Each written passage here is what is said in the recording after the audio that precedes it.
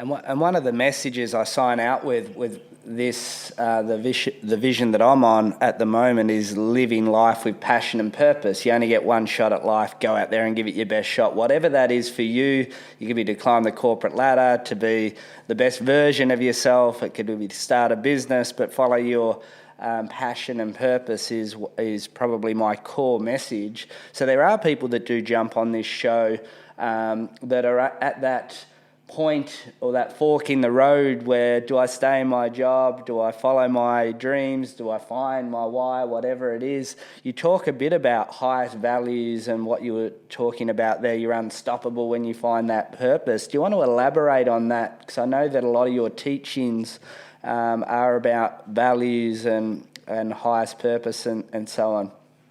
Yep.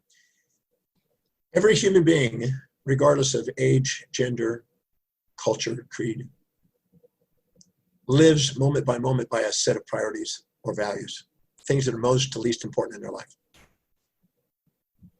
That set of values, that hierarchy of values is unique, fingerprint specific. No two people ever have the same exact set of values because they're made out of the voids of perceptions that they've experienced through their journey. And whatever's highest on that value list is intrinsic, and that we spontaneously are inspired to fulfill it. But whatever's lower on those value lists are becoming extrinsic, and they require outside motivation to get us to do it. So we excel in our highest values, and we tend to decelerate in our lowest. We're inspired from within, and we need motivation without. Like a boy who loves his video games, nobody has to remind him to do his video games, but they may have to remind him to do his chores, his homework, clean his room. And they'll have to motivate him or punish him somehow, reward or punish him to do it. But if you need motivation from the outside, you haven't found your mission on the inside. This highest value, whatever that is for an individual, the ancient Greeks called it telos, which is the end in mind. All other values are means to an end. And the study of that, which is called teleology, is a study of meaning and purpose. So it is the most meaningful, most purposeful, most inspiring, and most fulfilling thing we can pursue in our life. And knowing oneself revolves around that highest value. My highest value is teaching. I'm a teacher. My identity revolves around what I value most. Whatever that is, it's highest on an individual's values, their life's identity revolves around. Now, the question is most people are searching for this, and they cloud it by subordination to other people and conforming and living in the shadows of other people and giving power and brain offloading decisions onto others to decide what they should do, ought to do, supposed to do, got to do, have to do, instead of what they would love to do. And as a result of it, they inject all the values of authorities into their life, cloud the clarity of their own mission, and then kind of multitask their way through life and depreciate their energy levels and fractionate themselves instead of integrate themselves. So the way you find out what that real highest value is to look at what your life demonstrates, not your fantasies, not what you say, but what your life demonstrates. The way you fill your space, the way you spend your time, the thing that really inspires you with energy, the thing you will spend your money on spontaneously, the thing you have the greatest order around, the thing that you spontaneously are disciplined to do without having to be reminded, the thing you think about, visualize, and internally dialogue with yourself about how you would love your life to be that shows evidence of coming true, the thing you keep wanting to converse with other people about and bring the conversation to, the thing that inspires you, and the thing that's common to the people who you've actually looked up to and inspired by. The most consistent goals that you have actually pursued that are perseverant that are coming true. And what do you spontaneously want to go and study and read and learn and watch on YouTube? If you look at those value determinants, they will reiterate themselves towards this highest value. And if you look honestly and integrally, on my website, drdemartini.com, I have a 13 value determination process that they can go for free. It's complimentary. It's private. You can do it as many times as you want.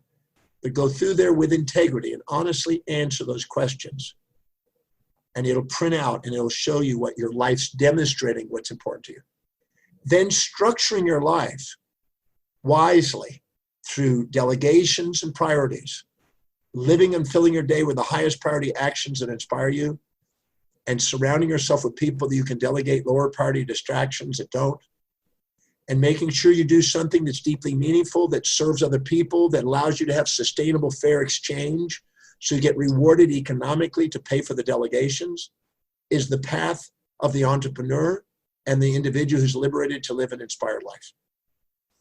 That, to me, is a life worth pursuing. Yeah. And is it possible that, let's say someone is sitting, or listening to this, but they just don't know what it is that they want to do, or they don't, if they do that questionnaire, are they likely to find out what their actual pursuit is? I have hundreds of thousands of people that have done that. So it's not a question about whether it will help. I'm certain it will help. I've helped too many thousands of people do this. But the question is, it's the integrity of your own answers is the key. Yeah. A lot of times, the questions are not going to ask you what you want it to be, what you would hope it to be, what you wish it would be, what it used to be, what is you want it to be in the future. It's what does your life demonstrate? Because your life demonstrates your values. Because your values determine how you perceive, decide, and act moment by moment. So identifying what your life is demonstrating may not match your fantasy, and you may not want to face what it says because you may want this fantasy. Let me give you an example. If I'm speaking in front of thousands of people and I say, how many of you want to be financially independent? Every hand's going to go up. But less than 1% make it. So there's a lot of people with fantasies, but the hierarchy of their values dictates their financial destiny. And if they have a higher desire in their value structure to buy consumables that depreciate in value, and then therefore they become slaves to money and work their whole life for money to buy things that are overpriced brands to make them feel temporarily, transiently better about themselves because they're not inspired by what their life is and not building their own brand, they're not going to be financially independent. But the person or the individual that really, really wants to be financially independent will make sure that money that they earn, a very high percentage of it will be buying assets for long-term accumulation so their money can work for them and they don't have to work for it. And they become its master, not its slave. And then they crescendo their life over time instead of decline their life over time because now they can't work and now they've never saved and now they're having to decline. So wisdom is a negentropic pathway of pursuing what is deeply meaningful in a fair exchange to be able to earn the income, to do what you love to do, to exemplify what's possible, to inspire other people and inspire the economy to help people fulfill their lives. And so, yes, that exercise, I'm absolutely certain, will help an individual move that step, one more step closer to that objective.